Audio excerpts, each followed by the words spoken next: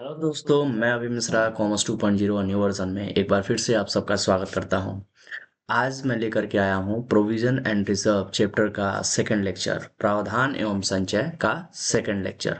पहला लेक्चर में हम लोगों ने देखा था प्रोविजन क्या होता है, मीनिंग देखा था, उसका फीचर्स हम लोगों ने देखा था और फिर इम्पोर्टेंस और ऑब्जेक्टिव ये सब चीज़ें हम लोग देखे थे एग्जाम्पल के साथ। तो पहला लेक्चर अगर आप लोग नहीं देखे हैं तो उसको जरूर देखें, तभी सेकंड लेक्चर अच्छे से समझ में आएगा। ठीक है। तो पहले लेक्चर में हम लोगों ने समझा था प्रोविजन के बारे में और आज हम लोग समझने वाले हैं रिजर्व के बारे में। तो आइए जानते हैं कि रिजर्व क्या होता है। पर रिजर्व जानने से पहले एक बार मैं 1 मिनट में जरा प्रोविजन को समराइज कर देता हूँ। प्रोविजन क्या था कि कोई भी, यहाँ डेफिनेशन लिखा हुआ था, provision is a charge against profit to meet the loss और decrease in the value of asset. Definition को, ये जो यहाँ डेफिनेशन लिखा है इसको साइड करके थोड़ा सा सिंपल भाषा में समझ लेते हैं। प्रोविजन क्या था कि कोई भी नॉन नॉन यानी जिसके बारे में हम जानते हैं, नॉन एक्सपेंसेस, लॉसेस और लाइबिलिटीज, यानी कोई ऐसा एक्सपेंस, लॉस या लाइबिलिटी जिसको हम जानते हैं, जिसके बारे में हमें पता है, उसका भरपाया करने के लिए जो पैसा अपने इनकम से निकाला जाता है उसे ही हम लोग क्या बोलते हैं, प्रोविजन बोलते हैं। ठीक है। उसके बाद रिजर्व की बारी आती है। तो रिजर्व की जो बारी आती है वो रिजर्व क्या कहता है। तो रिजर्व के बारे में अगर हम बात करें तो कहेंगे रिजर्व क्या होता है। रिजर्व के बारे में आ जाते हैं। रिजर्व क्या होता है, तो reserve is the amount set aside out of profit to meet unknown future contingency और लॉसेस। यानी कि रिजर्व क्या होता है, कोई ऐसा अमाउंट जो प्रॉफिट से निकाल के अलग किया जा रहा है। कोई ऐसा अमाउंट जो प्रॉफिट से निकाल करके अलग किया जा रहा है। क्यों अलग किया जा रहा है, to meet unknown future contingency और लॉसेज, यानी किसी ऐसे कंटीजेंसी या लॉसेस को मीट आउट करने के लिए जिसके बारे में हम नहीं जानते हैं। ठीक है। जिसके बारे में हमें पता ही नहीं है कि कौन सा कंटीजेंसी है या लॉस है, या कौन सा हो सकता है, यानी कैसा लॉस हो सकता है, कैसा एक्सपेंस हो सकता है, हो भी सकता है कि नहीं हो सकता है। हमें कुछ नहीं जानकारी है, बस हम पैसे को प्रॉफिट से निकाल के थोड़ा सा अलग कर ले रहे हैं कि कभी जरूरत पड़ा तो यूज कर लेंगे। तो वो पैसा रिजर्व कहलाता है। आम बोलचाल के भाषा में आप लोग अक्सर सुनते होंगे कि प्रॉफिट पर्याप्त रहता है, तो हम लोग अक्सर आम बोलचाल के भाषा में कहते हैं कि काम करते हैं, कुछ रिजर्व निकाल के अलग रख लेते हैं, कभी जरूरत पड़ गया तो। ठीक है ना। तो ये जो शब्द है कि पैसा अलग कर लेते हैं क्योंकि कभी जरूरत पड़ गया तो ये जो कभी जरूरत पड़ गया तो ये जो शब्द है, इसी को हम लोग क्या बोलते हैं, रिजर्व बोलते हैं। ठीक है। कि पैसे को प्रॉफिट से निकाल के कुछ पैसे को अलग कर लेना कि कभी जरूरत पड़ गया तो, हमें नहीं पता कि किस चीज़ में यूज़ होगा, किस चीज़ में जरूरत पड़ेगा, पर कभी जरूरत पड़ गया तो ऐसे पैसे को हम लोग क्या बोलते हैं, रिजर्व बोलते हैं। ठीक है। फीचर्स देख सकते हैं। फीचर्स में लिखता है कि a reserve is an appropriation of profit. एक एक वर्ड को समझते चलेंगे और मैंने हाईलाइट भी कर दिया है जी, जो इंपॉर्टेंट वर्ड है उनको। रिजर्व क्या है, एक तरह का एप्रोप्रिएशन ऑफ प्रॉफिट है। मतलब प्रॉफिट में से प्रॉफिट का बंटवारा है कह लिए तो।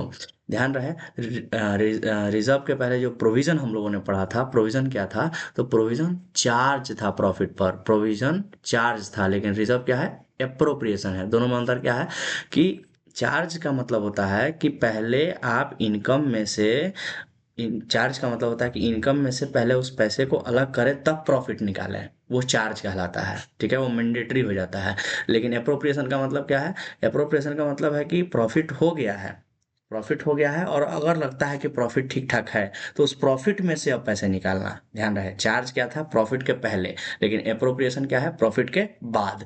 अगर पर्याप्त प्रॉफिट है तो हम लोग क्या करेंगे, उस प्रॉफिट में से कुछ पैसा को निकाल के अलग करेंगे और वो पैसा कहलाएगा एप्रोप्रिएशन। ठीक है। दूसरा फीचर कहता है creation of reserve is optional. आपने देखा था कि प्रोविजन जो था वो मैंडेटरी था, ऑप्शनल नहीं था, उसको बनाना ही था। लेकिन ये रिजर्व क्या कह रहा है, ये ऑप्शनल है। आप मन करे तो बनाइए, ना मन करे तो ना भी बना सकते हैं, कोई विशेष जरूरत इसकी नहीं है। नहीं भी बनाइएगा तो भी कोई दिक्कत नहीं, प्रॉफिट में पैसा यूं ही पड़ा रहेगा। तीसरा फीचर कहता है it is created for strengthening the financial position of the business.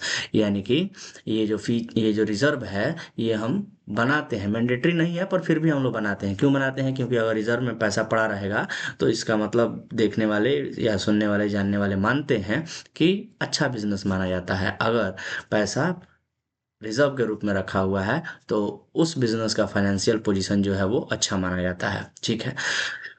चौथा फीचर्स कहता है it is not created to meet any known liabilities. आप लोगों को थोड़ी देर पहले ही मैंने समझाया था कि जो प्रोविजन था वो किसी नॉन लायबिलिटी यानी ऐसी लायबिलिटी जिसके बारे में हम जानते हैं उसके लिए हम लोग बनाते थे, पर रिजर्व नहीं पता है। रिजर्व के बारे में नहीं पता है कि कहाँ इस्तेमाल होगा, कौन से लायबिलिटी में इस्तेमाल होगा, कौन से लॉस में इस्तेमाल होगा, हम नहीं जानते हैं। ठीक है ना। हम लोग बस यही मान के रिजर्व बनाते हैं कि कभी ज़रूरत पड़ गया तो, पैसे की कभी ज़रूरत पड़ गई तो। ठीक है। तो इसलिए रिजर्व बनाते हैं, हमें नहीं जानकारी है कि वो पैसा कहाँ यूज होगा। तो वही चौथा पॉइंट कहता है कि it is not created to meet any known liability. पांचवा पॉइंट कहता है when the amount of reserve is invested in outside it is called as reserve fund. यानी कि जब पैसा ये जो रिजर्व का पैसा है अगर कहीं हम बाहर इन्वेस्ट कर देते हैं तो वही पैसा रिजर्व फंड कहलाता है। ध्यान रहे, प्रोविजन जब हम लोग पढ़ रहे थे तो उसमें हमने बताया था कि प्रोविजन का पैसा कहीं भी दूसरे जगह इस्तेमाल नहीं होगा, कहीं भी यूज नहीं होगा, पर रिजर्व का पैसा कहीं दूसरे जगह यानी कि कहीं भी इस्तेमाल हो सकता है, कहीं इन्वेस्ट भी हो सकता है, बट प्रोविजन नहीं हो सकता है। रिजर्व इन्वेस्ट हो सकता है। अगर रिजर्व जहाँ इन्वेस्ट हो रहा है तो वो इन्वेस्टमेंट क्या कहलाएगा? रिजर्व फंड कहलाएगा। चलिए, लास्ट टॉपिक है रिजर्व का हमारा ऑब्जेक्टिव ऑफ, या ऑब्जेक्टिव कह लीजिए या इसको इम्पोर्टेंस कह लीजिए। ऑब्जेक्टिव या इम्पोर्टेंस ऑफ रिजर्व यानी महत्व तो क्या है, क्यों बनाए हम रिजर्व। तो बना सकते हैं, उसके लिए कई सारे वजह हैं। जैसे पहला पॉइंट कहता है to improve the financial position. थोड़ी देर पहले भी मैंने बताया था कि जिस बिजनेस में रिजर्व बना रहता है उस बिजनेस का इमेज लोगों के नज़रों में ठीक रहता है। इमेज ठीक रहने का मतलब सिंपल सी बात है कि अगर आपके पास रिजर्व में पैसे पड़े हुए हैं तो आप स्ट्रांग लगेंगे फाइनेंशियली।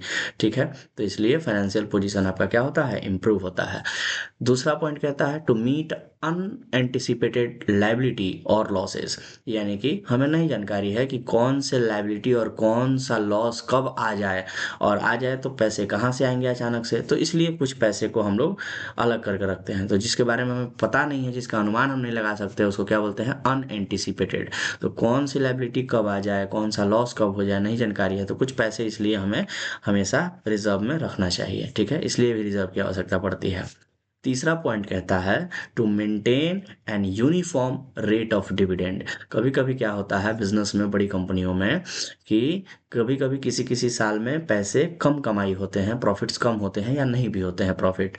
तो उस साल डिविडेंड देने में शेयर होल्डरों को दिक्कत ना आ जाए, इसलिए कभी कभी हम लोग पिछले प्रॉफिट में से, पिछले सालों के प्रॉफिट में से क्या करते हैं? कुछ रिजर्व बचा करके रखे रहते हैं पैसा, कि अगर किसी साल ऐसा हो गया कि प्रॉफिट कम हुआ तो डिविडेंड कैसे देंगे। तो इस केस में हम लोग क्या कर सकते हैं? रिजर्व का पैसा इस्तेमाल कर सकते हैं कि हमारा जो डिविडेंड का रेट है वो मेंटेन रहे। ठीक है।